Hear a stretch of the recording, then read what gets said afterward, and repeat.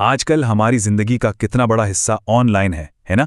हम दोस्त बनाते हैं, नई नई चीजें सीखते हैं और अपनी एक पहचान भी बनाते हैं। लेकिन क्या हम जानते हैं कि इस डिजिटल दुनिया के अदृश्य कोनों में क्या क्या खतरे छिपे हो सकते हैं? तो चलिए आज इसी पर बात करते हैं और इन खतरों को पहचान कर इनसे बचने के तरीके सीखते हैं। ये बात तो हम सबको याद होगी, हमें हमेशा असली दुनिया के लिए तैयार किया गया है, जैसे कि अजनबियों से सावधान रहना, अपनी बातें हर किसी को नहीं बताना। लेकिन अब एक नई दुनिया भी है, ये साइबर वर्ल्ड, और इसके लिए हमें कुछ नए नियमों की जरूरत है। असल दुनिया की तरह ही ये साइबर दुनिया भी खतरों से खाली नहीं है, लेकिन यहाँ एक ट्विस्ट है। यहाँ चोर दरवाजे से नहीं बल्कि सिर्फ एक क्लिक से घुस जाते हैं और खतरे भी बिल्कुल अलग तरह के होते हैं। इसीलिए यहाँ पर सावधानी बरतना और भी ज्यादा जरूरी हो जाता है। हम ऑनलाइन जो भी करते हैं, चाहे वो एक लाइक हो, एक कमेंट या फिर कोई तस्वीर, वो एक निशान छोड़ जाता है जो कभी मिटता नहीं। इसी को कहते हैं डिजिटल फुटप्रिंट। ये निशान सालों बाद भी किसी के हाथ लग सकते हैं। इसीलिए हर क्लिक से पहले एक बार सोचना बहुत जरूरी है। तो ठीक है, चलिए सबसे आम खतरों में से एक पर गहराई से नजर डालते हैं। यह हैं धोखाधड़ी वाले ईमेल्स। आइए देखते हैं कि इनबॉक्स में आने वाले इन नकली संदेशों को कैसे पहचाना जा सकता है। देखिए, इन्हें पहचानने का सबसे अच्छा तरीका है धोखेबाजों की चालों को सीधे सीधे देखना।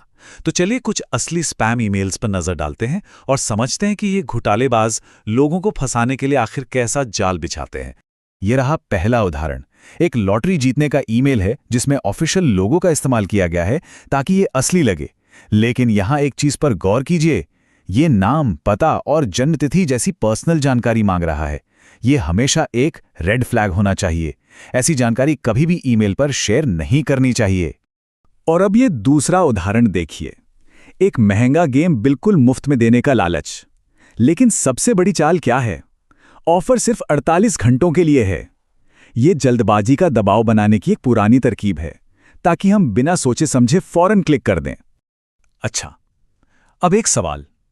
पिछले ईमेल को अगर ध्यान से देखें तो वो कौन सी एक चीज है जो साफ साफ बताती है कि ये एक नकली ईमेल है? सोचिए जरा।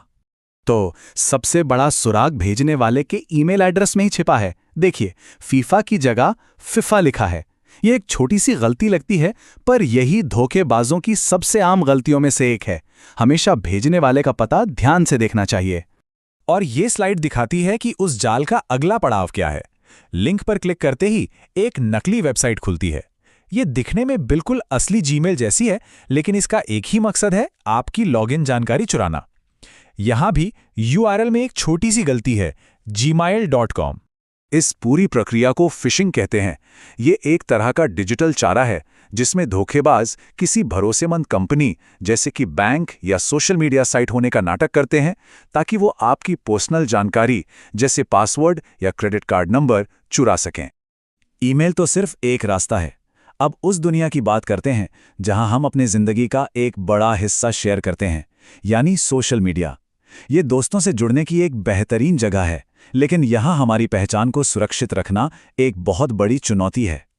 सोशल मीडिया पर सबसे बड़ा खतरा है पहचान की चोरी, यानी आइडेंटिटी थेफ्ट। जरा सोचिए, कोई आपकी तस्वीर और नाम का इस्तेमाल करके एक नकली प्रोफाइल बना ले और आपके दोस्तों से पैसे मांगे या आपको बदनाम करे। ये एक बहुत गंभीर अपराध है जिसके दूर तक बुरे परिणाम हो सकते हैं।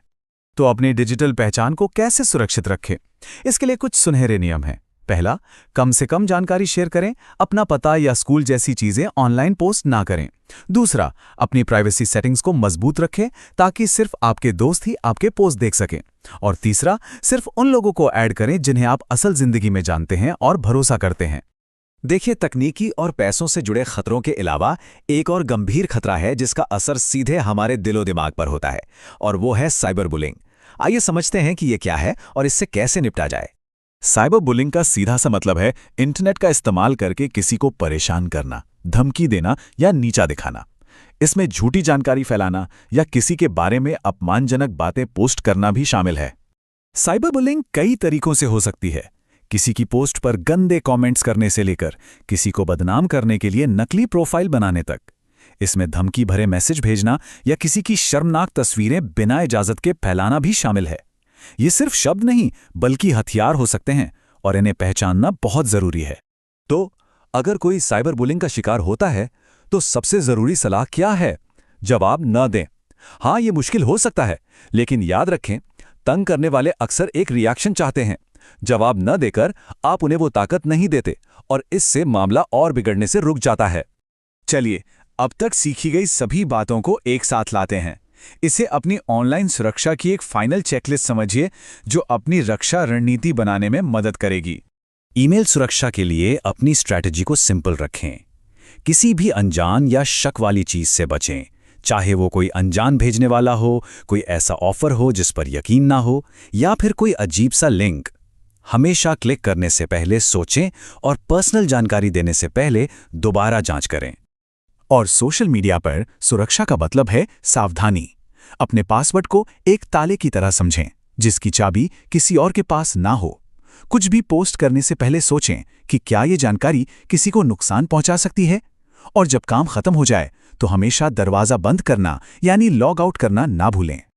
और अंत में एक सवाल, इन सारे नियमों और सलाहों के बीच वो एक सबसे जरूरी आदत कौन सी है जो हमें साइबर दुनिया में हमेशा सुरक्षित रख सकती है?